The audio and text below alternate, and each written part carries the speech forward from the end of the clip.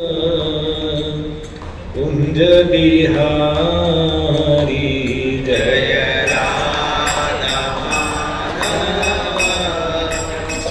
कुंज बिहारी जय राधा माधव कुंज बिहारी जय राधा माधव कुंज जय गोपी जन वल्लभ गिरिवरधारी जय गोपी जन वल्लभ गिरिवरधारी जय गोपी जन वल्लभ गिरिवरधारी जय गोपी जन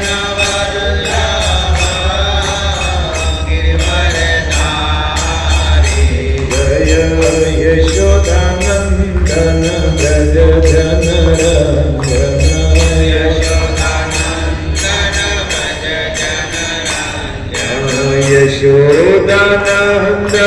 ब्रज जन रंजन यशोदानंदन ब्रज जन रंजन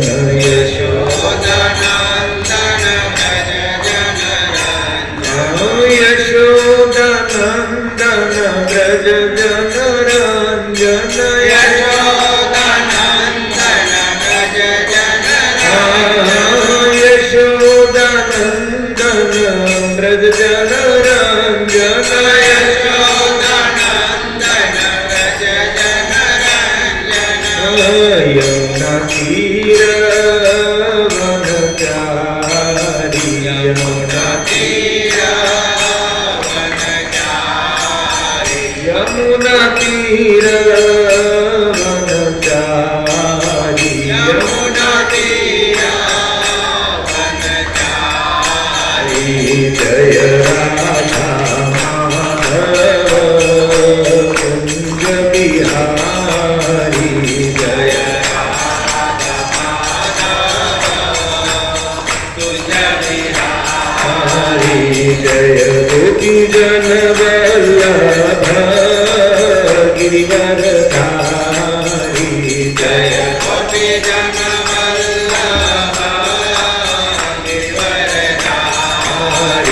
जय यशोदानंदन ब्रज जन रंजन यशोदानंदन ब्रज जन रंजन यशोदानंदन ब्रज जन रंजन यशोदानंदन ब्रज जन रंजन यमुना तीर वनचारी यमुना तीर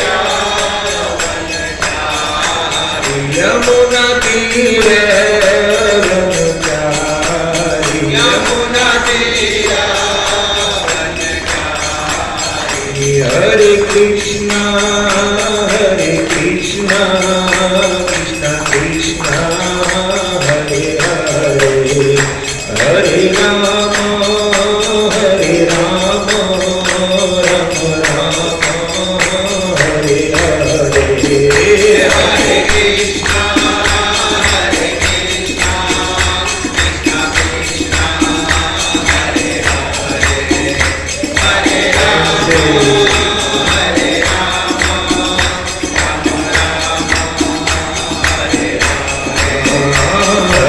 Krishna Hare Krishna Krishna Krishna Hare Hare Hare Rama Hare Rama Rama Rama Hare Hare Hare Krishna Hare Krishna Krishna Krishna Hare Hare Hare Rama Hare Rama Rama Rama Hare Hare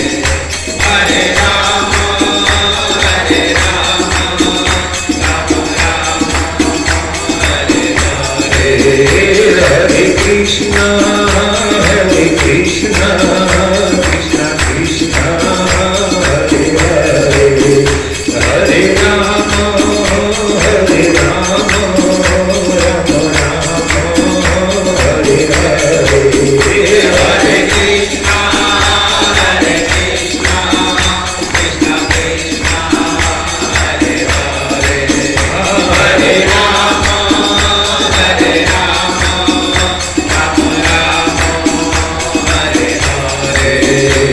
Radha Madhav Radha Madhav Radha Madhav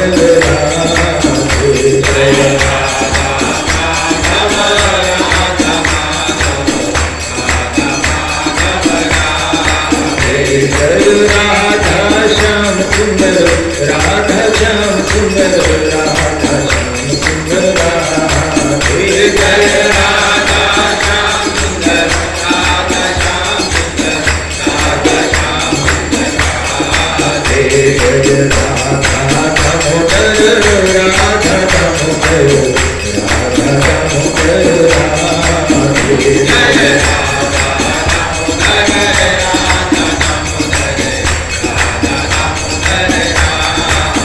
Vrindavan Chandra Radha Vrindavan Chandra Radha Vrindavan Chandra Radhe Jai Radha Vrindavan Chandra Radha Vrindavan Chandra Radha Vrindavan Chandra Radhe Jai Radha Ramana Radha Ramana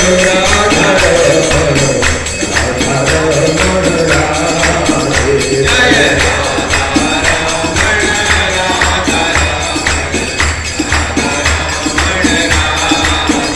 Jai Radha Gopinath Radha Gopinath Radha Gopinath Radhe Jai Radha Gopinath Radha Gopinath Radha Gopinath Radhe Jai Radha Govind Radha Govind Radha Govind Radhe Jai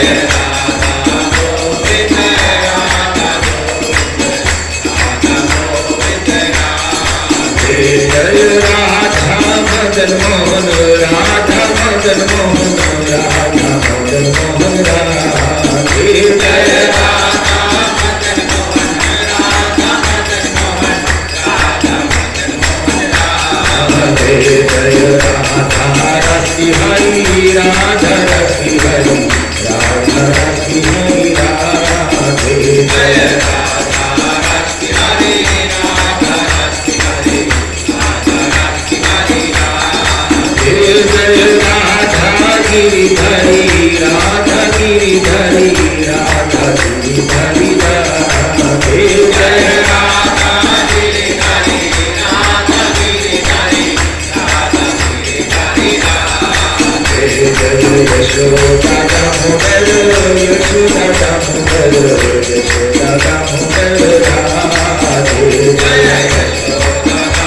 Yashoda Jai Gauranita Gauranita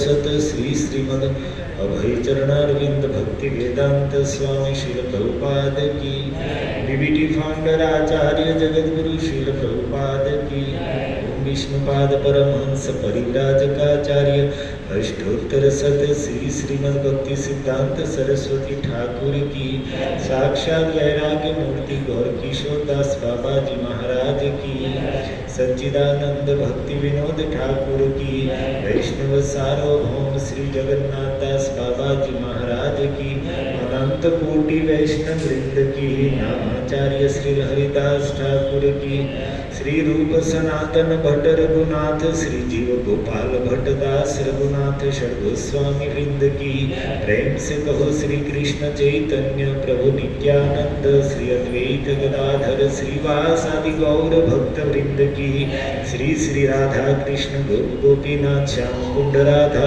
कुंड गिरिराज गोवर्धन महाराज की ब्रजभूमि वृंदावन मथुरा मंडल धाम की नवदीप मायापुर धाम की पुरुषोत्तम क्षेत्र जगन्नाथपुरी धाम की द्वारिका अयोध्या धाम की गंगा यमुना मैया की भक्ति देवी तुलसी महारानी की समस्त विघ्न विनाशक नरसिंह देव भगवान प्रहलाद महाराज की हरिनाम संकीर्तन की हरे कृष्ण महामंत्र की श्री दीपदान महामहोत्सव की श्री कार्तिक मास की जय श्री राधा दामोदर भगवान की श्री यशोदा दामोदर भगवान की श्री श्री राधा गिरधारी ललिता विशाखा जगन्नाथ बलदेव सुभद्रा निताय गौर सुंदर की ग्रंथ भागवत भक्त भागवत की निताय गौर प्रेमानंदे।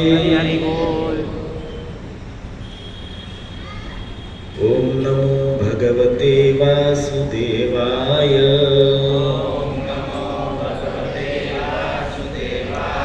ओम नमो भगवते वासुदेवाय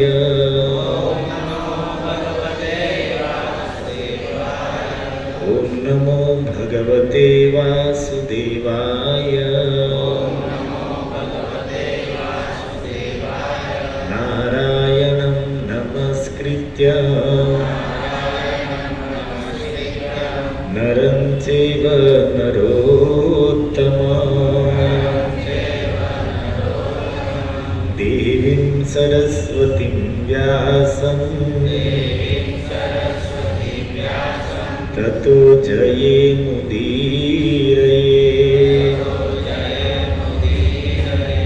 कृष्णाय वासुदेवाय देवकी नंदनाय च नंदगोपकुमाराय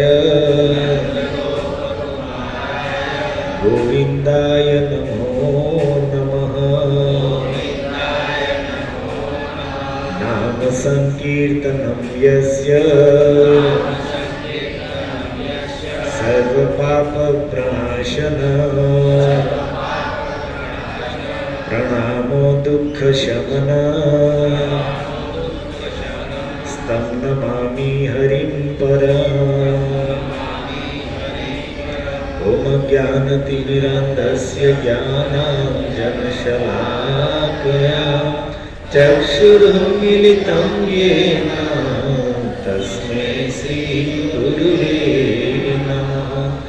नमो विष्णुपादाय कृष्णप्रेष्ठाय भूतले श्रीमते भक्तिवेदान्त स्वामीति नामिने।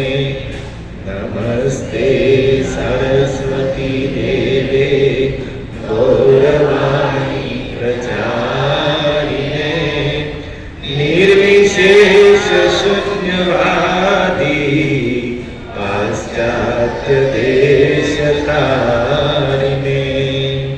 वाञ्छाकल्पतरुभ्यश्च कृपा सिन्धुभ्य एव च पतितानां पावनेभ्यो वैष्णवेभ्यो नमो नमः। जय श्री कृष्ण चैतन्य प्रभु नित्यानंद श्री अद्वैत गदाधर श्रीवासादि गौर भक्तवृंद।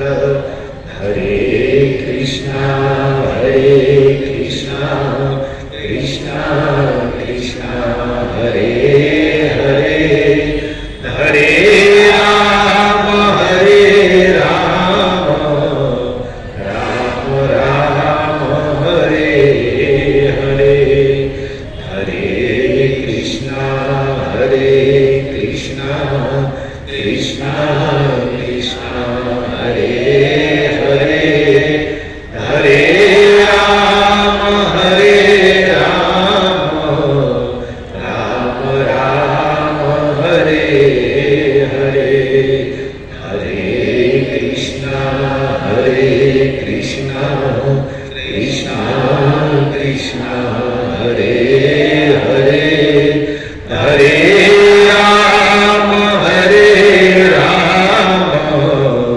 राम राम हरे हरे।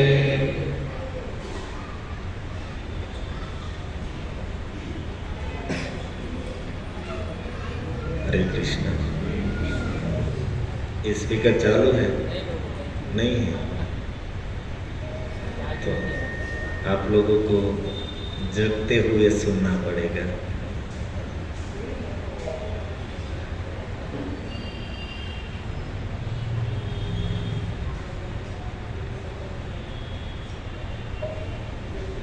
बहुत पवित्र दामोदर मास, कार्तिक मास प्रारंभ हो रहा है, हो चुका है। और ऐसे में, ऐसे मुंबई जैसे शहरों में रहकर, ऐसे भाग दौड़ के जीवन में और सत्संग मिलना, ये बहुत बड़ी भगवान की कृपा है। और आप सब धन्यवाद के पात्र हैं।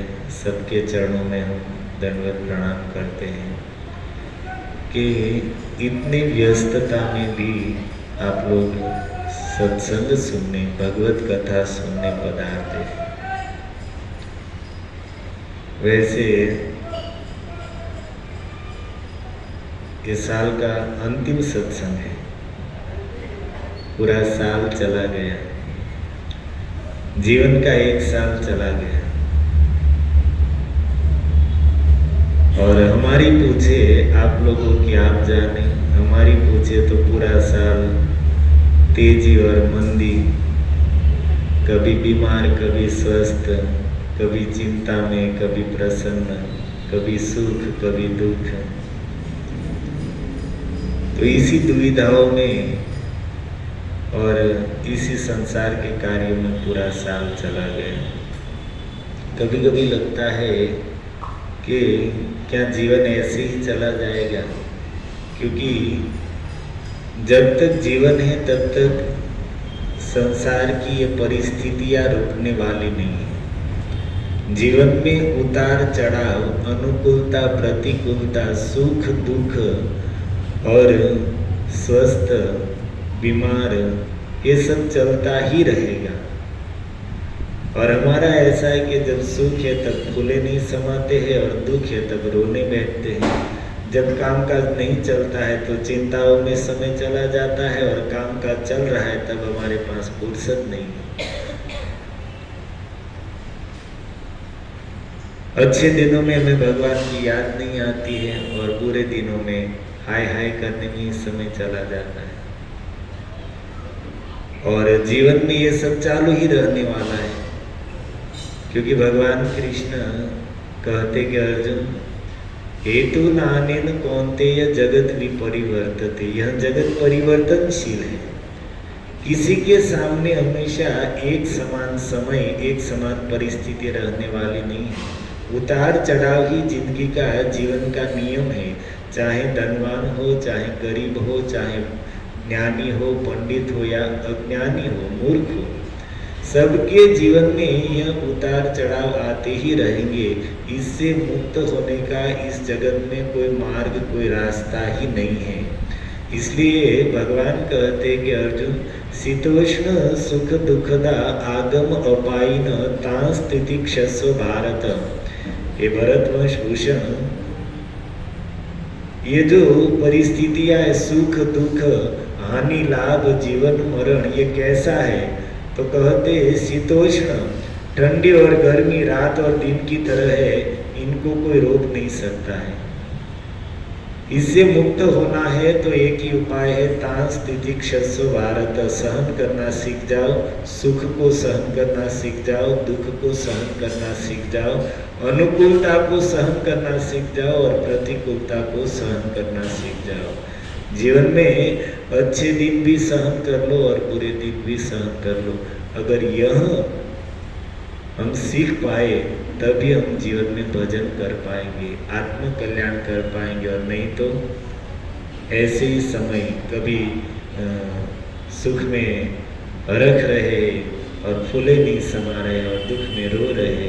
अच्छे दिनों में हम अहंकार से भर जाते हैं और बुरे दिनों में रोते रोते समय।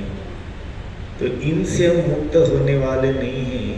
और जब तक इन सब परिस्थितियों से मुक्त नहीं होंगे, इन सब जीवन की स्थितियों से ऊपर नहीं उठेंगे, तब तक न आत्म कल्याण कर पाएंगे और न ही भगवान की प्राप्ति कर पाएंगे। एक व्यक्ति जगन्नाथपुरी में समुद्र तट पर बैठे हैं। और जगन्नाथपुरी का जो समुद्र है उसको महाउदती कहा है। वैसे तो समुद्र सर्व तीर्थमय है, क्योंकि सारी पवित्र नदियां समुद्र में ही, गंगा, यमुना, सरस्वती, नर्मदा, कावेरी सभी समुद्र में ही मिलती है। तो इसलिए समुद्र को सर्व तीर्थमय कहा है।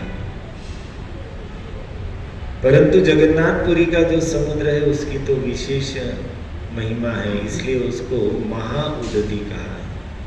तो माताओं के साइड आवाज आ रहा है?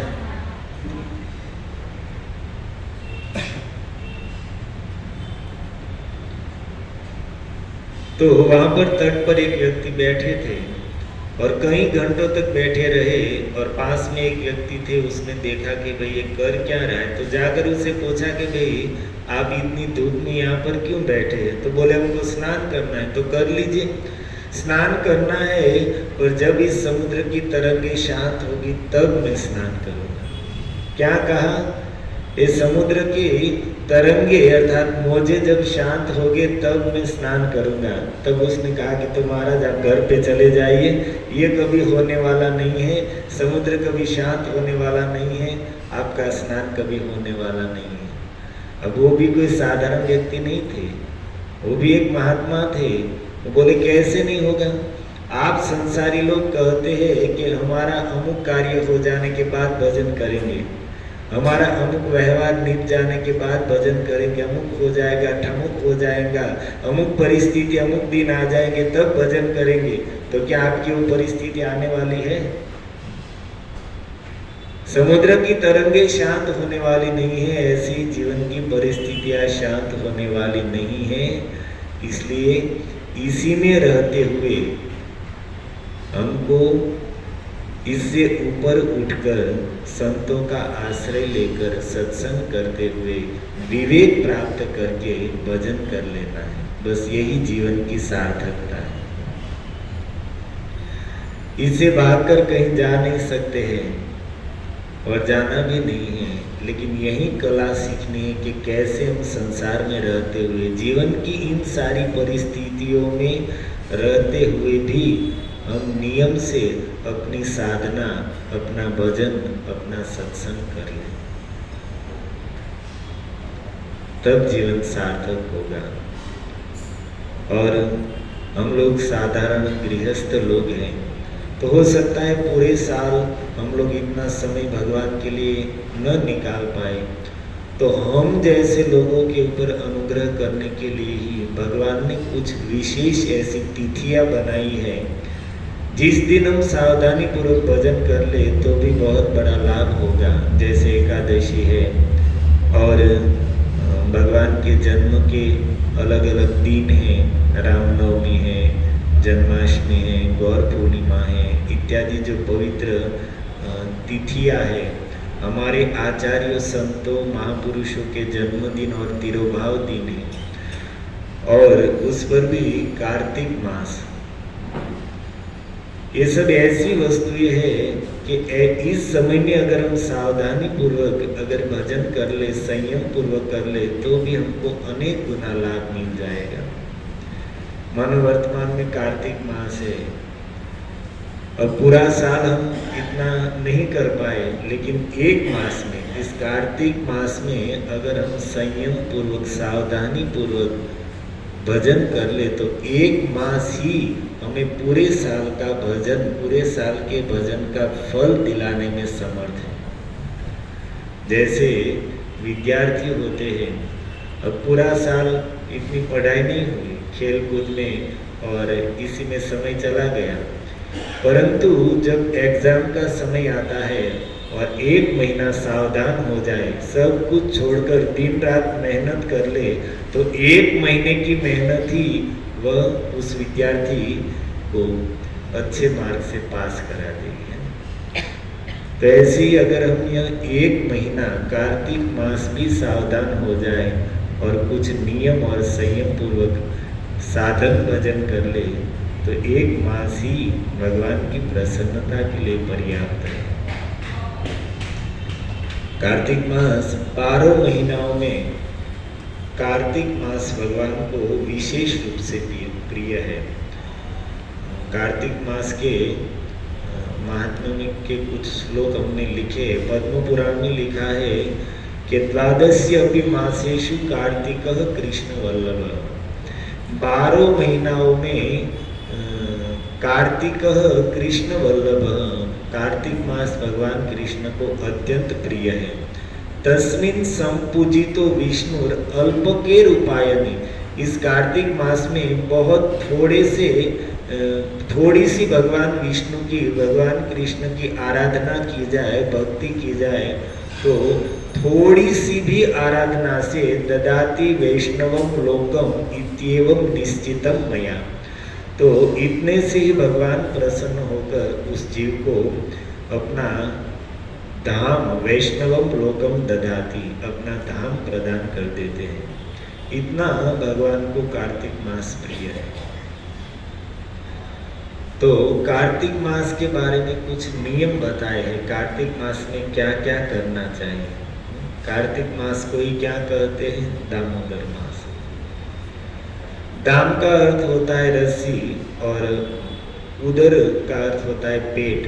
तो माता यशोदा ने रस्सी से भगवान कृष्ण के उदर को उखल से बांधा था, इसलिए कृष्ण का नाम है यशोदा दामोदर। और ऐसे ही निकुंज में राधा रानी ने भी वृक्ष के साथ कृष्ण को चंचलता देख करके कहीं दूसरी सखियों के पास, दूसरी गोपियों के पास न चले जाए तो बांध दिया, तो इसलिए नाम हुआ राधा दामोदर।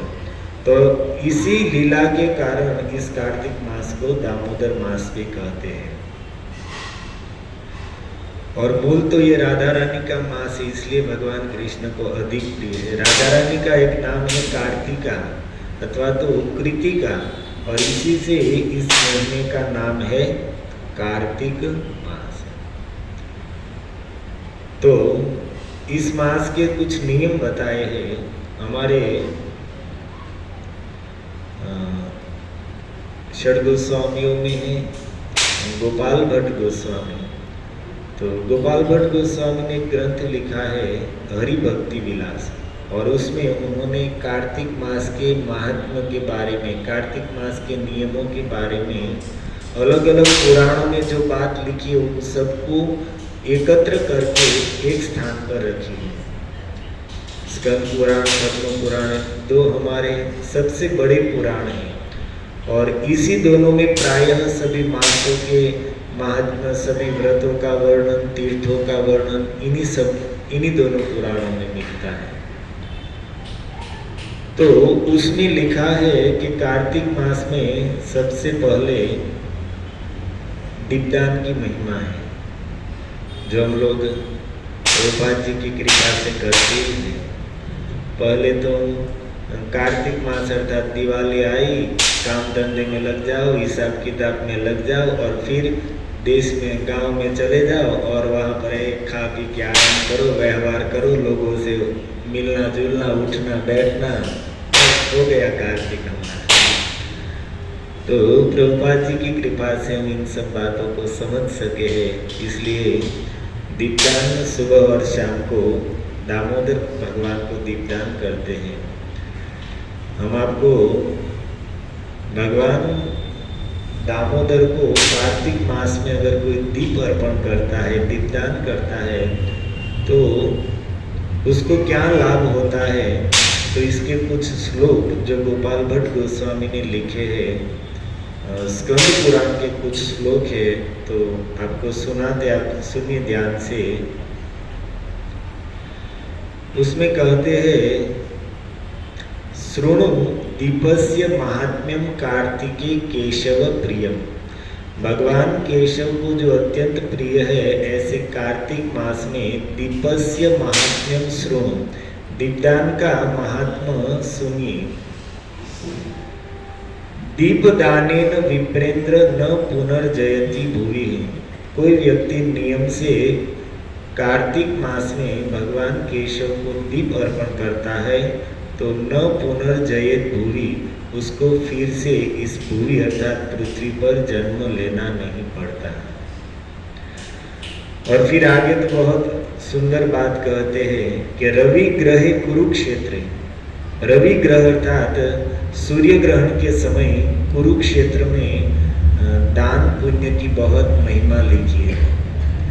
श्रीमद् भागवत में वर्णन आता है कि भगवान कृष्ण संपूर्ण द्वारकावासियों को सूर्य ग्रहण के समय कुरुक्षेत्र में लेकर गए और ग्रहण का समय था तो संपूर्ण व्रजवासी नंद बाबा इत्यादि भी कुरुक्षेत्र में आए हैं। सब पांडव कौरव और पूरे भारतवर्ष के सभी लोग कुरुक्षेत्र में आए हैं। और जब सूर्य ग्रहण प्रारंभ हुआ तो वहां पर सबने बहुत बहुत दान पुण्य किया है। तो सूर्य ग्रहण के समय कुरुक्षेत्र में दान पुण्य इत्यादि करने की बहुत भारी महिमा है। और ऐसी महिमा नर्मदायाम शशि ग्रहे, चंद्र ग्रहण के समय नर्मदा के तट पर दान पुण्य सत्कर्म की है। तो कहते हैं कि सूर्य ग्रहण के समय कुरुक्षेत्र में और चंद्र ग्रहण के समय नर्मदा के तट पर दान पुण्य इत्यादि सत्कर्म करने से जो फल प्राप्त होता है तत्फलम कोटि गुणितम दीपदानेन कार्तिके, वही पुण्य वही फल कोटि गुणितम करोड़ों गुना होकर कार्तिक मास में सिर्फ दीपदान करने से प्राप्त हो जाता है। अब बताइए कितना बड़ा लाभ हो रहा है। श्रद्धा है तो ये पूरा लाभ मिलेगा भाई। और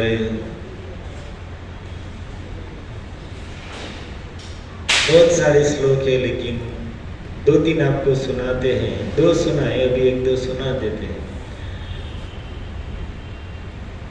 मंत्रहीनम क्रियाहीनम सोचहीनम जनार्दने।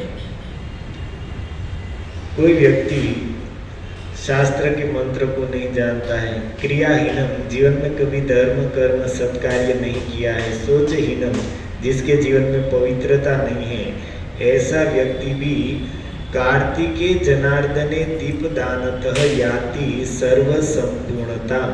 ऐसा व्यक्ति भी कार्तिक मास में भगवान जनार्दन को दीप अर्पण करता है तो सर्व संपूर्णता याति, अर्थात उसको संपूर्ण मंत्रों का उच्चारण करने का फल मिल जाता है, संपूर्ण सत्क्रियाओं को करने का फल मिल जाता है और संपूर्ण पवित्रता का फल अपने आप मिल जाता है। कुछ नहीं किया है। जनार्दन भगवान कृष्ण का प्रसिद्ध नाम है। भगवद गीता में कई बार भगवान का नाम आया है जनार्दन। जन अर्थात भक्त और अर्दन अर्थात उनकी रक्षा करने वाले, उनकी विपत्तियों का अर्दन अर्थात मर्दन करने वाले।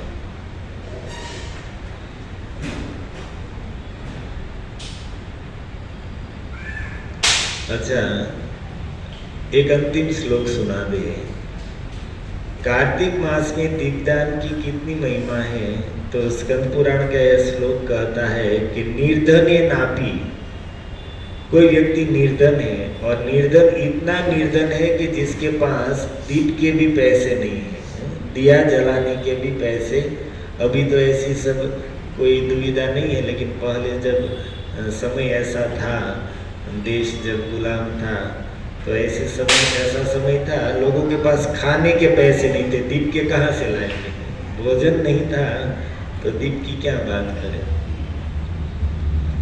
तो कहते कि निर्धने नापि विप्रेंद्र कृत्वा चेव आत्म विक्रियम।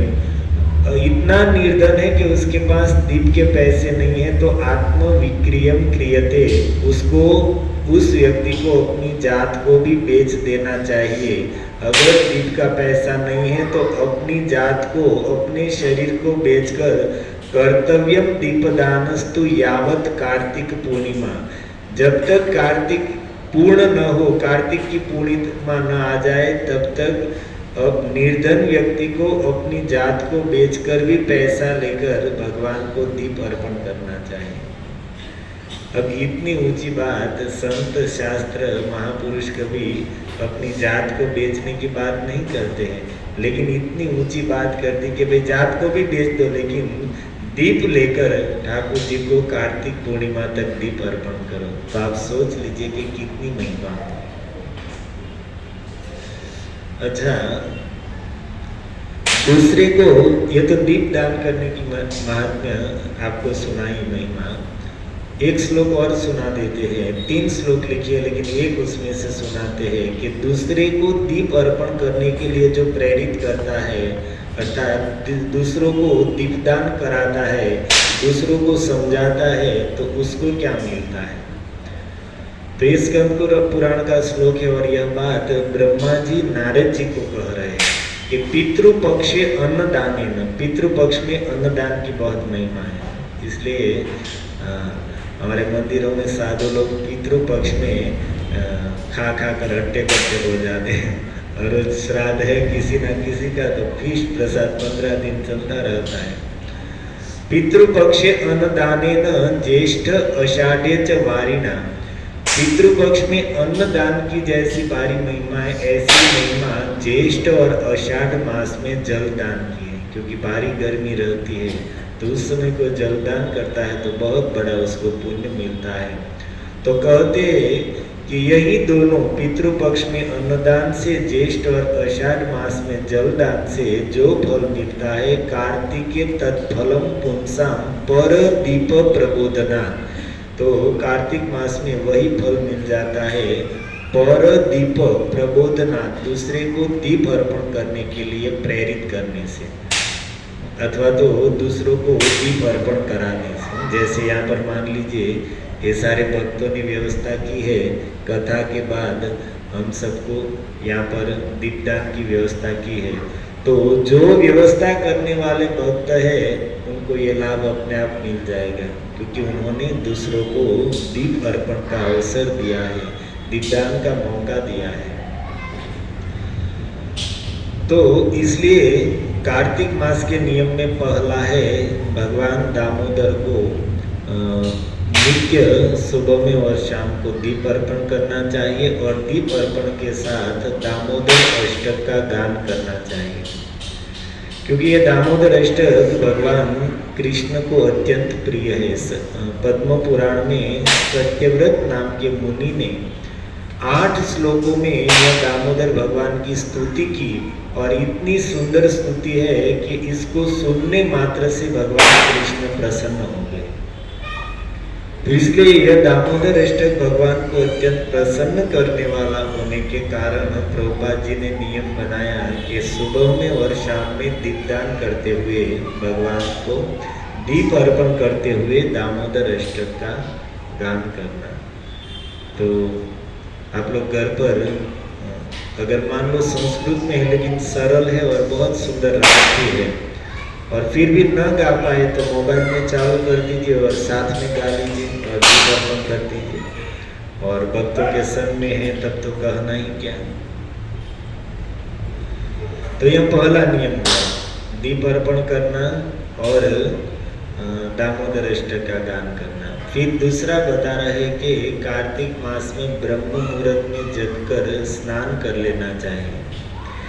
वैसे तो सभी को हर रोज ब्रह्म मुहूर्त में जगना चाहिए, परंतु चलो इस भाग दौड़ के जीवन में हम लोग इतना जल्दी न जग पाए, तो कम से कम कार्तिक ब्रह्म मुहूर्त में जगकर स्नान करके भजन में लग जाना चाहिए। 1 महीना तो कर ही लेना चाहिए, कैसी भी हो, नींद आए या कुछ भी हो, लेकिन 12 महीना हम नहीं कर सकते, पर 1 महीना तो कैसे भी करके प्रयास करेंगे तो हो जाएगा। और फिर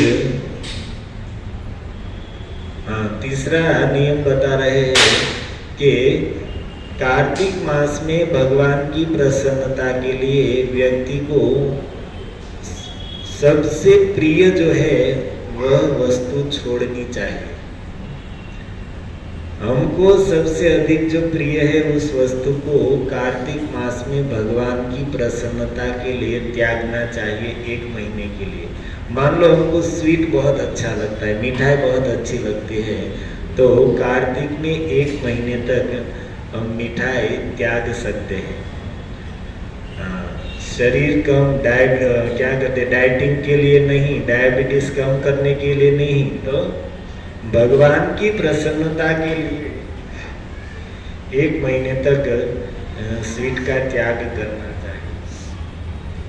या तो किसी को फरसान बहुत अच्छा लगता है तो आप वो भी त्याग सकते हैं, फरसान को भी। तो जो भी अच्छा लगता है, मान लो चाय बहुत अच्छी लगती है तो 1 महीने तक चाय को छोड़ दीजिए। और फिर आपको ऐसा लगे कि भाई 1 महीना चाय नहीं पी तो कुछ प्रॉब्लम नहीं हुआ, तो हमेशा के लिए छोड़ सकते हैं। ऐसे ही हम 1 महीने भगवान के लिए प्याज लहसुन भी छोड़ सकते हैं। और 1 महीने के बाद आपको लगे कि यार बिना प्याज लहसुन खाने में कोई परेशानी नहीं है, तो हमेशा के लिए भी त्याग सकते हैं। कोई भी वस्तु भगवान की प्रसन्नता के लिए 1 महीने के लिए छोड़नी चाहिए, ऐसा कार्तिक के नियम में बताया है। और ये सब न छोड़े तो एक वस्तु आप छोड़ दीजिए कि कार्तिक 1 महीने तक हम झूठ नहीं बोलेंगे, इस जिह्वा से किसी की निंदा नहीं करेंगे, किसी के दोषों का वर्णन नहीं करेंगे। अगर ऐसा नियम ले लिया तो मान लो 1 महीने में ही आपने ठाकुर जी को जीत लिया। माताओं को खास ताली बजाने से कुछ होने वाला नहीं करना पड़ेगा भाई। देखो हमें स्मरण आ रहा है, हमने इसमें एक फोटो खींचा हुआ है। चैतन्य भागवत में महाप्रभु स्वयं, चैतन्य महाप्रभु के वचन हैं जो साक्षात कृष्ण ही इस कलयुग में हम जैसे जीवों को भक्ति सिखाने के लिए, हरिनाम की महिमा बताने के लिए भक्त के रूप में, गौरांग महाप्रभु के रूप में आए हैं। तो सभी भक्तों की सभा में महाप्रभु बोल रहे हैं, बहुत सावधानी से शब्द सुनिए। मोर की सत्य सब सुन मन दिया। महाप्रभु कहते कि मेरे इस सत्य वचन को सब लोग मन लगाकर सुनिए। जेई मोर पूजे मोर सेवक लंघिया। जो मेरी पूजा करते हैं परंतु मेरे भक्तों का अनादर करते हैं, मोर सेवक लंघिया, मेरे सेवकों का उल्लंघन करके अर्थात अनादर करके जो मेरी पूजा करता है, से अधम जने मोर खंड खंड करे, तो वह व्यक्ति भक्त नहीं है, वह अधम है और वह मेरे शरीर को खंड खंड कर रहा है, अर्थात मेरे शरीर को काट रहा है। तार पूजा मोर गाये अग्नि हेन पड़े। और ऐसे व्यक्ति की पूजा मेरे शरीर को शीतलता नहीं देती है, अग्नि के समान दाह देने वाली बन जाती है। मेरे भक्तों का अनादर करके अगर कोई मेरी पूजा करता है तो ऐसे व्यक्ति की पूजा मुझे प्रसन्नता न देकर मेरे शरीर पे अग्नि के समान जलन करने वाली हो जाती है। और फिर आगे महाप्रभु कहते, जेई मोर दासेर सकृत निंदा करे। जो मेरे दास की सकृत एक बार निंदा करे, निंदा करता है, तो मोर नाम कल्पतरु ताहारे सहारे। क्या कहते महाप्रभु, मोर नाम कल्पतरु, मेरा नाम कल्प वृक्ष के समान है, जीव को सभी अभीष्ट वस्तु प्रदान करने वाला है, परंतु मेरा नाम ही उस व्यक्ति का अमंगल संहार करने वाला बन जाएगा। उस व्यक्ति को मेरे नाम से भी कुछ लाभ नहीं मिलेगा जो मेरे सेवकों की, मेरे दासों की निंदा करता है। अब भक्तों ने पूछा कि महाप्रभु आप कहते हैं कि आपके भक्तों की निंदा करने वाले को इस जगत में सबसे श्रेष्ठ कल्याण करने वाला आपका नाम भी कुछ लाभ नहीं पहुंचा सकता है, तो आपके सेवक किसको माने, आपके दास कौन है? तो सुन लीजिए ध्यान से। अनंत ब्रह्मांड जत सब मोर दास, अनंत ब्रह्मांड में जितने जीव है सब मेरे दास हैं। जीवेर स्वरूप है नित्य कृष्ण दास। भगवान गीता में कहते ममे वांशो जीव लोके जीव भूत सनातन, ये जितने भी जीव है वो मम एव अंश, मेरे अंश है। भगवान के अंश होने के कारण हम सब भगवान के सेवक है। सत्संग करने वाले मान रहे हैं और नहीं करने वाले नहीं मान रहे, लेकिन माने या न माने सब हम सब भगवान के अंश होने के कारण सब कृष्ण के दास है। इसलिए महाप्रभु कहते हैं कि अनंत ब्रह्मांड जत सब मोर दास, अनंत ब्रह्मांड में जितने भी जीव है सब मेरे दास है। और इसलिए एते के जे पर हिंसे से ही जाए नाश, इसलिए इसमें से एक की भी कोई हिंसा करता है, एक की भी कोई निंदा करता है तो उसका सर्वनाश हो जाता है। फिर आगे महाप्रभु कहते सन्यासियों यदि अनिंदक निंदा करे, सन्यासी व्यक्ति भी जो निंदा के योग्य नहीं है ऐसे व्यक्ति की निंदा करता है, अधः पाते जाए सर्वधर्म धूचे तार, तो उसका भी अधः पतन हो जाता है और उसके सारे धर्म नष्ट हो जाते हैं। अब हम जैसे साधारण उनकी क्या गिनती, सन्यासी भी अगर किसी की निंदा करता है तो वह भी उसका भी पतन हो जाएगा और उसके सारे धर्म नष्ट हो जाएंगे। और तब बाहुतुल्य जगतेर बोले गौरधाम, महाप्रभु बाहुतुल्य अर्थात हाथ उठाकर जगतवासियों को कहते, क्या कहते, अनिंदक हई सबे बोल कृष्ण नाम, अनिंदक हई अर्थात निंदा छोड़कर आप लोग कृष्ण का नाम बोलिए। अगर निंदा छोड़कर एक बार भी कृष्ण बोल दिए, अनिंदक हई जे सकृत कृष्ण बोले, इस निंदा रूपी दोष को छोड़कर जो एक बार कृष्ण बोलता है, सत्य सत्य मोहि तारे उद्धारी लोहेल, तो मैं यह बात बिल्कुल सत्य कहता हूँ। 2 बार महाप्रभु कहते हैं सत्य सत्य मोहि तारे उद्धारी लोहेल, तो एक ही कृष्ण नाम से मैं उस जीव को इस संसार से भव सागर से उद्धार कर देता हूँ। लेकिन कब निंदा छोड़ देंगे, तब दूसरों की निंदा करना, दूसरे के दोषों का वर्णन करना छोड़कर एक कृष्ण नाम लेंगे तो भी महाप्रभु कहते कि मैं उसका उद्धार कर दूंगा। यही यदि महाप्रभु बलिला वचन जय जय जय बोले सर्व भक्तगण, महाप्रभु के मुख से जब यह शब्द निकले तो सारे वहां पर जो भक्त थे जय हो जय हो जय हो करने लगे।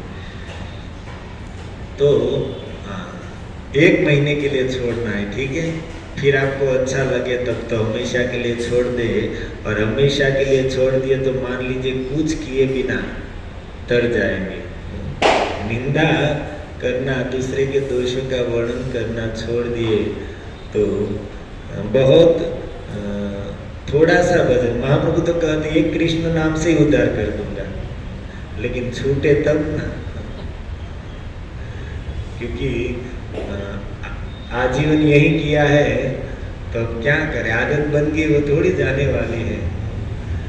प्रभु जी अपने नियम लिया, कार्तिक मास में प्रसाद लेते समय मौन रहकर, और कुछ हमसे होने वाला नहीं है तो हमने सोचा उसमें एक नियम लिखा है कि भाई मौन रहकर प्रसाद भगवान का स्मरण करते करते लेना चाहिए।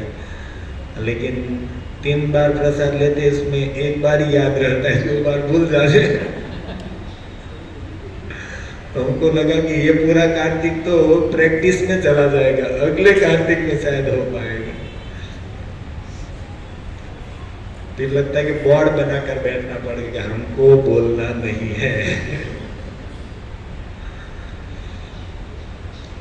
तो भगवान की प्रसन्नता के लिए कुछ ना कुछ त्याग करना चाहिए। और सबसे बड़ी बात है भजन कार्तिक में जितना अधिक हो उतना भजन करना चाहिए, क्योंकि भजन की तुलना संसार का कोई व्रत, कोई जप, कोई दान, कोई पुण्य, कोई नियम, कोई भी साधन इस जगत में ऐसा नहीं है जो भगवान के भजन की तुलना कर सके। यहाँ तक कह दिया कि जितने भी नियम है, यम नियम, साधन, व्रत, तप, जप, ये सब इसलिए है कि हमको भजन में सहायक हो। अगर सब कुछ कर रहे, बड़े बड़े व्रत कर रहे, बड़े बड़े दान पुण्य कर रहे, बड़े बड़े नियम संयम का पालन कर रहे, लेकिन भजन नहीं है जीवन में, तो सारे किए हुए सारे नियम यम सब कुछ व्यर्थ है, कुछ काम का नहीं।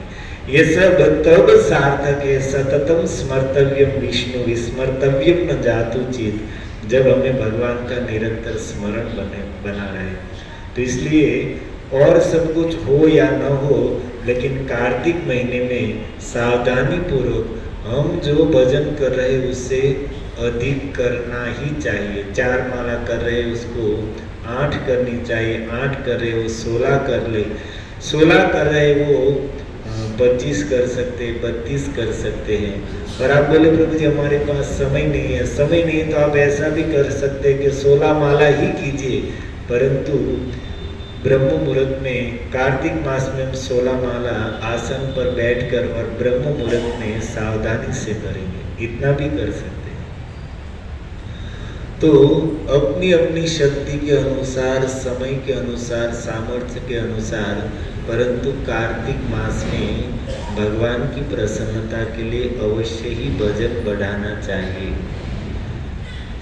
रूप गोस्वामी ने भक्ति रसामृत सिंधु में लिखा है कि प्रत्येक व्यक्ति को अपने सामर्थ्य से अधिक भगवान की सेवा करनी चाहिए। भक्त किसको कहते हैं? अपनी सामर्थ्य कैपेसिटी से अधिक जो भगवान की सेवा करता है उसे भक्त कहते हैं।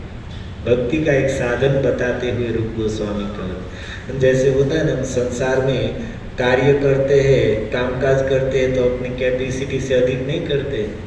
शरीर की क्षमता, इस कलयुग के शरीर की क्षमता है 5-6 घंटा काम करते थक जाएगा, लेकिन फिर भी हम लोग 8 घंटा, 9 घंटा, 10-10 घंटा काम नहीं करते। हमारे प्रभु जी है चारकोप में, उसकी कुछ स्टेशनरी की दुकान है, तो एक बता रहे थे प्रभु जी क्या करूं, थक गया हूँ, माला भी करने का समय नहीं रहता है। क्यों? मैं सुबह में 8 बजे दुकान खोलता हूँ और रात को 10 बजे बंद करता हूँ, 14 घंटा दुकान में। और अब स्टेशनरी की दुकान है तो चालू की तब से व्यस्तता, हर रोज के 150-200 तो कॉल अटेंड करता हूँ और पूरा दिन भाग दौड़ इधर उधर, 2 भाई है उसी में सारा समय, और फिर 14 घंटा उसमें गया, खाने पीने नहाने धोने में 2 घंटा चला गया, 16 घंटा हो गया और 7-8 घंटा सो गया, हो गया सब बेड़ा पार हो गया। ट्रेन में जाते हैं, कभी कभी ऐसा होता है कि अरे यार कैपेसिटी के बाहर की वस्तु है, पैर पीछे रह जाते हैं, कमर आगे निकल जाती है, क्या करे भाई। और कोई आसपास वाला कहता है प्रभु जी आपका फोन बज रहा है, अरे भाई मालूम है लेकिन निकाले कैसे, हाथ नीचे जाना चाहिए ना। अभी तो मेट्रो हो गई, अच्छा है, नहीं तो पहले क्या करते थे, घर से पैंट शर्ट पर पहन के निकलते थे और जहाँ जाना है वहां पहुंचकर धोती कुर्ता पहनते थे। हमारे परम प्रकाश प्रभु आप सब लोग जानते हैं।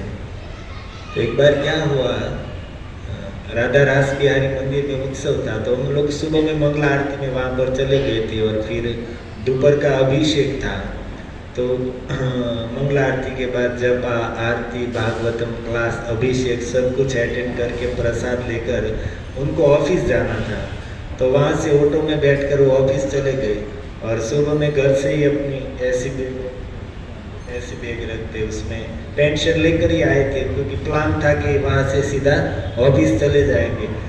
तो मंदिर से बैठे ऑटो में और धोती कुर्ता पहनकर, और जब उतरे तो पैंट शर्ट पहना था, तो ऑटो वाला वो बेचारा परेशान हो गया कि यार बैठा था साधु और व्यापारी कैसे निकला। और उसने पीछे बैठे बैठे धोती निकाल कर पैंट चढ़ा दिया।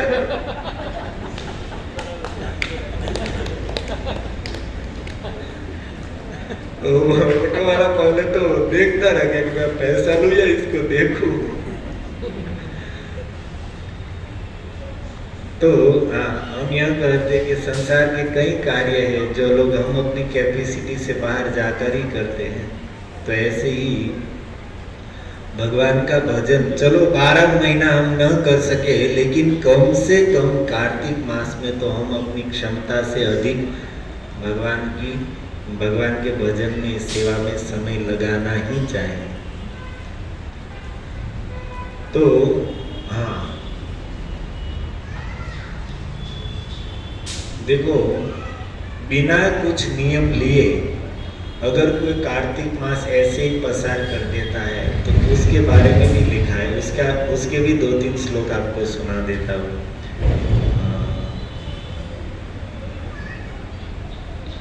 ये कुछ पद्म पुराण और कुछ स्कंद पुराण के हैं। तो इसमें लिखा है कि अव्रतेन क्षिपेत यस्तु मासम दामोदर प्रिय। दामोदर भगवान को यह जो प्रिय ऐसा जो कार्तिक मास है, अव्रतेन क्षिपेत यस्तु, बिना व्रत लिए, बिना कोई नियम लिए ही कोई पसार कर देता है।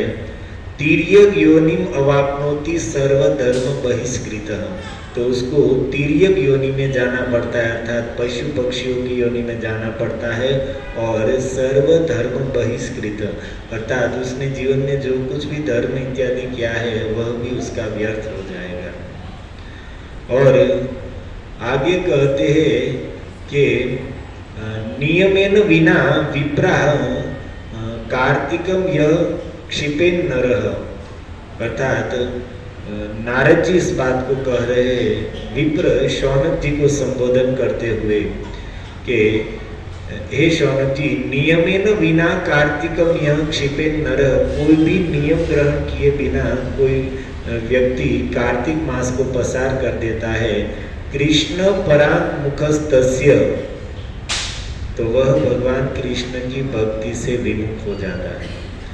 सत्संग से, साधुओं के संग से हम लोग जीवन में कुछ भजन कर रहे हैं, थोड़ी सी भक्ति आई है, परंतु यहाँ पर कहते हैं कि अगर कार्तिक मास में हम भगवान की प्रसन्नता के लिए कुछ भी नियम नहीं ग्रहण करेंगे तो इस दोष के कारण थोड़ी बहुत भक्ति है वह भी नष्ट हो जाएगी, हम भगवान से विमुख हो जाएंगे। तो आगे कहते कि कार्तिकस्य तो मासस्य कोटि अंशेन अपि न अर्हति सर्वतीर्थेषु यत् स्नानम सर्वदानेषु यत् फलम। देखो कितनी बड़ी बात कर रहे हैं कि सर्वतीर्थेषु यत् स्नानम, समस्त तीर्थों में स्नान करने से जो फल मिलता है, और सर्वदानेषु यत् फलम, समस्त प्रकार के दान करने से जो फल मिलता है वो सब मिलकर कार्तिकस्य तु मासस्य कोटि अंशेन अपि न अर्हति, ये सब मिलकर कार्तिक मास की करोड़वें अंश की तुलना भी नहीं कर सकते। इतना कार्तिक मास का भारी महात्मा लिखा है। क्यों? क्योंकि राधा रानी का मास है और भगवान को अत्यंत प्रिय है। आगे कहते हैं कि एकतः सर्व तीर्थानि, एक बार समस्त तीर्थों का फल रख दीजिए।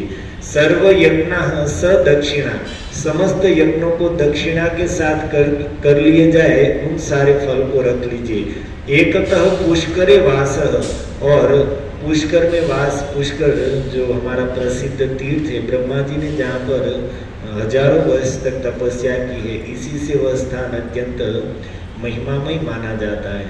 तो पुष्कर में वास और साथ में कुरुक्षेत्र हिमाचल है, कुरुक्षेत्र में वास करने का और हिमालय की गुफाओं में जाकर रहने, इन सब का जो फल है, मेरु तुल्य सुवर्णानी, सुमेरु पर्वत के समान सोने का दान कर दिया जाए, इन सब को एक और रखा जाए, और एकतः कार्तिको, और एक और कार्तिक मास का फल रखा जाए, एक और इन सब का क्या, तीर्थों का, यज्ञों का, पुष्कर में वास, कुरुक्षेत्र में वास, हिमालय की गुफाओं में तपस्या करना और मेरु पर्वत के समान सुवर्ण का दान और सर्वदाना, जितने भी दानों का वर्णन है एक तह इन सबको एक और रखिए और एक तह कार्तिक को, तो हे वत्स सर्वदा केशव प्रिय कार्तिक। तो ये सब मिलकर भगवान कृष्ण को जितना प्रसन्न नहीं कर पाते हैं, इतना प्रसन्न सिर्फ कार्तिक मास का नियम भगवान कृष्ण को प्रसन्न कर लेता है।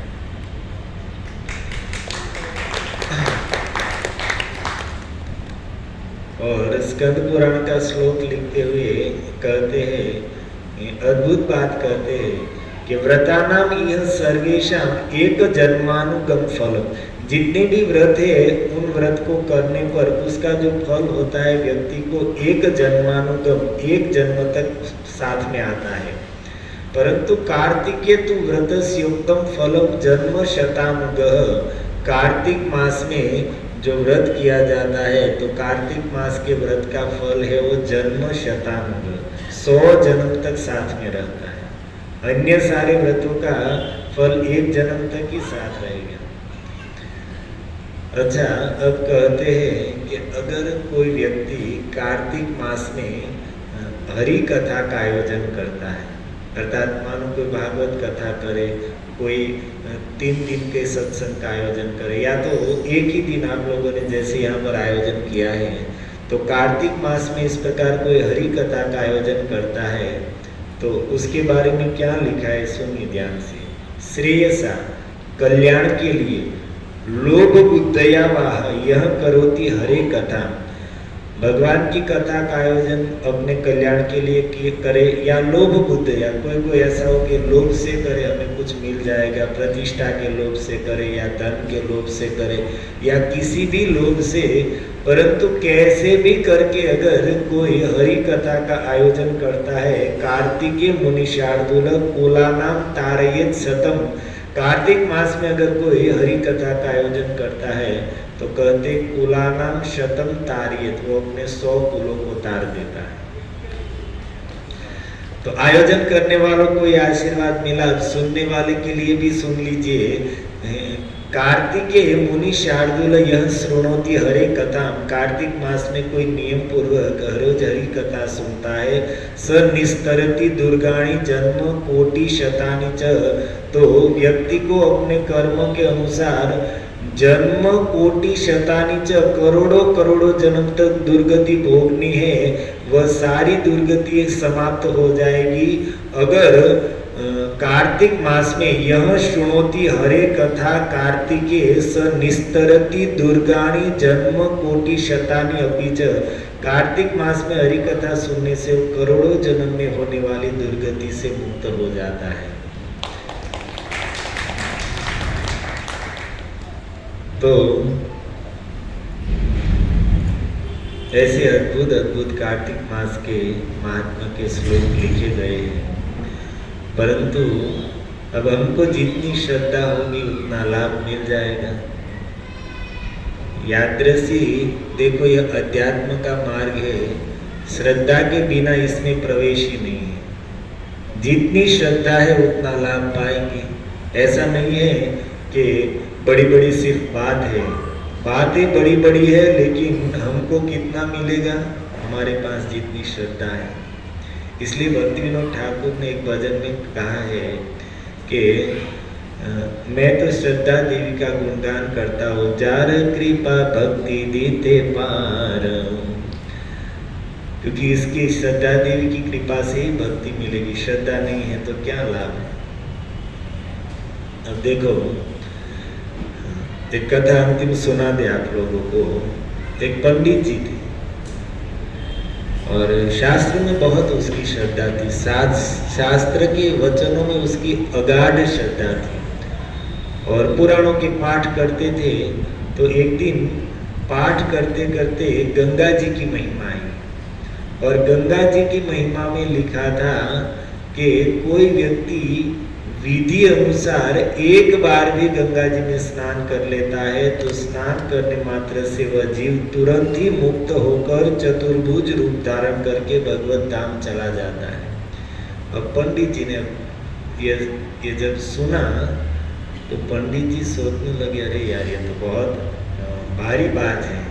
तो पंडित जी का गांव गंगा जी से बहुत दूरी पर नहीं था, नजदीक ही था, लेकिन फिर भी पंडित जी डर के मारे गंगा जी में स्नान करने नहीं जाते थे। क्यों?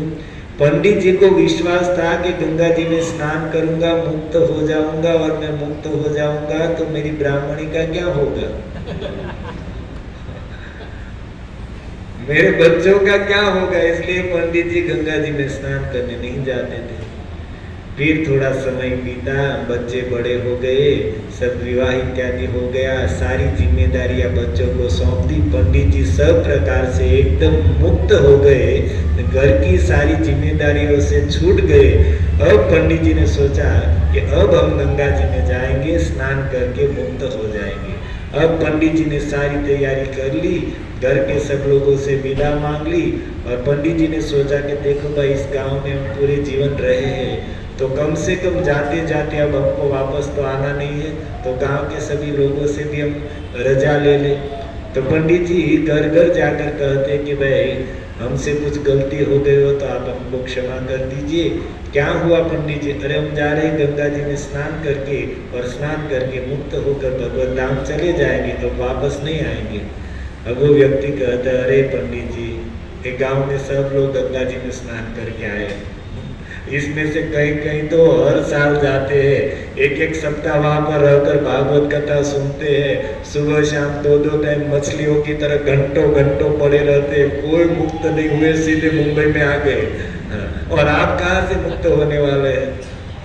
तो पंडित जी बोले, अरे ये सब मुक्त हो या न हो हम कुछ नहीं जानते, हम इतना जानते हैं कि हम गंगा जी में स्नान करके मुक्त हो जाएंगे। अब सब लोगों के पास विदा ले रहे, सब लोग हंस रहे। पंडित जी फिर सबसे रजा लेकर हरिद्वार आए हैं, और गंगा जी में विधि अनुसार अर्थात प्रणाम करके, आचमन करके अत्यंत आदर पूर्वक गंगा जी में उतरे हैं, और 3 डुबकियां लगाई। और डुबकी लगाकर पंडित जी देखते, अरे यार हम तो मुक्त नहीं हुई, ना हमारी 4 भुजाएं हुई, कुछ हुआ नहीं। अब पंडित जी डुबकी लगा रहे बार बार, और देख रहे यार मुक्त क्यों नहीं हो रहे, न तो हमारी 4 भुजा हो रही, न हम मुक्त हो रहे। अब पंडित जी सोचने लगे कि देखो भाई, शास्त्र की बात कभी व्यर्थ नहीं हो सकती, हमारा ही कुछ दुर्भाग्य होगा, हमारी ही कुछ अयोग्यता होगी, अपात्रता होगी कि गंगा जी भी हमें मुक्त नहीं कर पाए। तो पंडित जी रोने लगे जोर जोर से। और पंडित जी की श्रद्धा देखिए कि शास्त्र के वचन में उसको अविश्वास नहीं हुआ। हम होते तो क्या करते, अरे ये सब व्यर्थ में लिख दिया है, ऐसा कुछ नहीं होता है, कुछ हमको नहीं हुआ। हाँ, लेकिन पंडित जी कहते कि नहीं नहीं, शास्त्र क्या है? वेदो नारायण साक्षात, वेद शास्त्र साक्षात भगवान के श्वास से प्रकट हुए हैं, इसलिए अपौरुष ही कहा है, जिसका एक शब्द कभी व्यर्थ नहीं हो सकता है।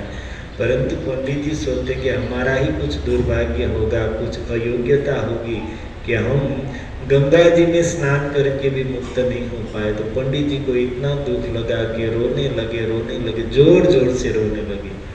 और उसी समय वहां से नारद जी निकले, और नारद जी ने देखा तो नजदीक आए और कहा कि अरे ब्राह्मण देव, आप क्यों इतना जोर से रो रहे हैं, क्या हुआ, कौन मर गया?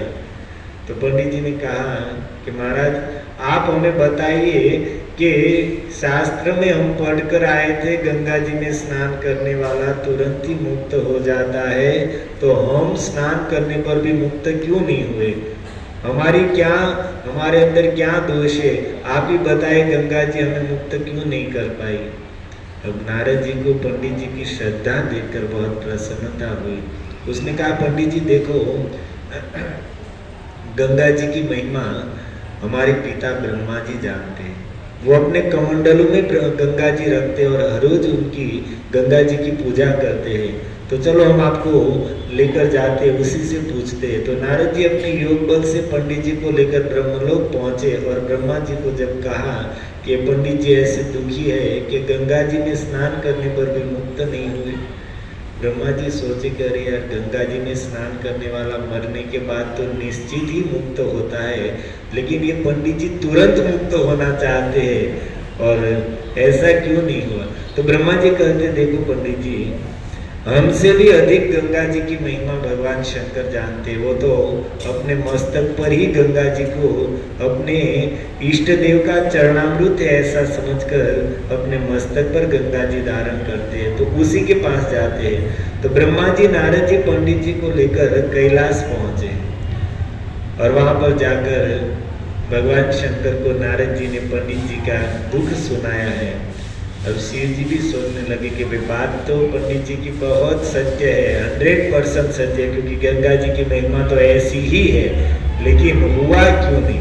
एक काम करो ब्रह्मा जी, जिनके चरणों से गंगा जी निकली है उसी को पूछ लेते हैं, इधर उधर भटकने से क्या लाभ? तो भगवान शंकर, ब्रह्मा जी, नारद जी तीनों पंडित जी को लेकर क्षीर समुद्र पहुंचे हैं। भगवान शेष जी की सैया पर सोए हैं। सब तीनों का आगमन देखकर ठाकुर जी ने सम्मान स्वागत किया है और कहा कि कैसे पधारना हुआ। नारद जी ने कहा कि भाई ये पंडित जी दुखी है कि आपका साक्षात चरणामृत महामहिमामयी भगवती गंगा में स्नान करने पर भी ये क्यों मुक्त नहीं हुए? तब भगवान हंसते हंसते कहते, नारद जी देखो, इस जगत में आपका दर्शन दुर्लभ है। आपका दर्शन किसी को हो जाए ये बहुत दुर्लभ बात है। ब्रह्मा जी का दर्शन ये भी दुर्लभ है। भगवान शंकर का दुर्लभ तो बड़े बड़े योगेश्वरों को नहीं होते हैं, बड़े बड़े तपस्वियों को नहीं होते, लेकिन इस पंडित जी ने गंगा जी में स्नान किया, उसका फल तो हमें प्रत्यक्ष दिखाई दे रहा है कि आप तीनों के दर्शन इनको हो गए। आप तीनों के दर्शन हो गए, ये क्या कम फल है? और दर्शन हो गए इतना ही नहीं, आप तीनों साथ में लेकर इस पंडित जी को यहाँ पर वैकुंठ में आए। और भगवान कहते, नारद जी आप तो जानते ही कि यहाँ पर हमने कानून बनाया है कि जो यहाँ पर एक बार आएगा उसको वापस नहीं जाना है। तो आप ऐसा कीजिए, पंडित जी बने रहे और आप लोग अपने अपने स्थान पर पधारिए। अब पंडित जी तो पहुंच गए। तो देखिए भाई, ये क्या है? पंडित जी की श्रद्धा का फल है। उसकी जो अगाध श्रद्धा थी, उस श्रद्धा ने उसको सद्य गंगा स्नान का फल वैकुंठ पहुंच गए। तो हम यह कहना चाहते हैं कि ये जो कार्तिक मास की इतनी महिमा लिखी, या तो हरि नाम की ऐसी अद्भुत महिमा लिखी, ये सब लिखा है तो आप ऐसा मत समझिए कि ऐसा ही लिख दिया है। इससे भी बहुत अधिक महिमा है। जहाँ तक हमारी श्रद्धा पहुंचेगी तहाँ तक हम फल प्राप्त करेंगे। राम न कही सकत नाम गुण गाए। अब नाम की जितनी महिमा है स्वयं राम जी नहीं कर सकते हैं। हम उसमें से कितना पाएंगे, प्राप्त करेंगे, जहाँ तक हमारी श्रद्धा की उड़ान होगी तब तक हम लाभ उठा लेंगे। तो एक कार्तिक मास के प्रारंभ में अभी 20 दिन बचे हैं, 20-22 दिन बचे, 7-8 दिन भले चले गए, लेकिन अभी भी आप लोग जो सुने उसमें से जो हो सके यथाशक्ति लेकिन प्रयास कीजिए, तो भगवान बहुत प्रसन्न होंगे। कार्तिक मास में अगर हम थोड़ा प्रयास करेंगे तो यथाशक्ति कुछ नियम लीजिए, कुछ वजन बढ़ाइए, और जो आपसे हो सके वो भगवान की प्रसन्नता के लिए, दामोदर भगवान की प्रसन्नता के लिए करना चाहिए। हरे कृष्णा कृष्णा कृष्णा हरे हरे राम राम राम हरे कृष्णा कृष्णा कृष्णा हरे हरे हरे राम राम राम हरे। श्रील प्रभुपाद की जय।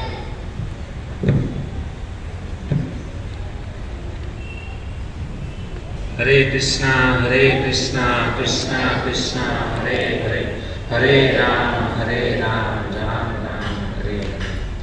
तो बहुत ही सुंदर घन सुंदर प्रभु ने हमारे बीच में कार्तिक महीना का महत्व हमको बताया।